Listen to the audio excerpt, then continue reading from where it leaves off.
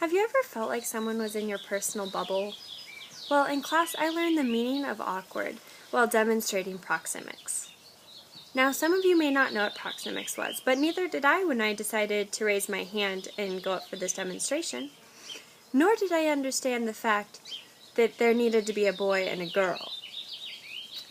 So, when I raised my hand and walked up there, and Nohei was chosen as my other person, I was like, cool, we're going to do a demonstration together.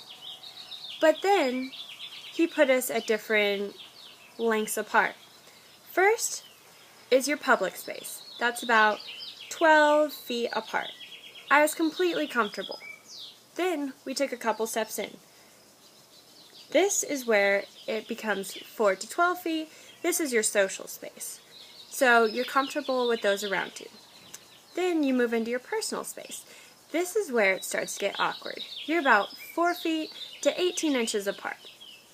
Now, I have noticed that I don't let very many people in past that point unless I'm a friend of yours, or an acquaintance, or I have to sit next to you in class.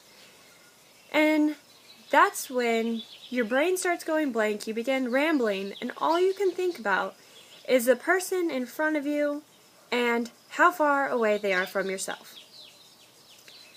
This is the point where I totally lost track of our conversation and started folding my arms and putting them in front of me. Now, I didn't know what this was. I thought it was completely normal. But as I learned in class, when you cross your arms, or you have your cell phone out, or you do something to kind of put a barrier in between yourself and another person, this is kind of a way to create a comfort zone, or a bubble around yourself so that you feel comfortable with being that close to a person. And finally, our last step close to each other, which he was like literally right here in front of me, is your intimate space. Now, I don't let anybody into my intimate space. That's my personal space. And at the time I had a boyfriend, so it became extremely awkward having a guy you don't know. Remember, this is our first couple weeks of class. So I had never talked to him. I didn't even know his name. And he is standing right here. That's at like kissing distance. And that freaked me out. So I learned how important it was with how much space you put between yourself and someone else. That determines your comfort level with that other person. So I think through this experience, I learned a lot about nonverbal communication.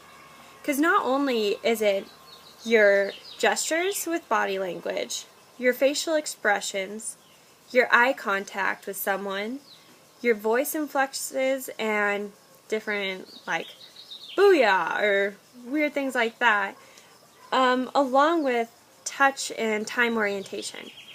So I learned a lot about myself and my comfort level with other people and how much I let them in, and that determines our relationship.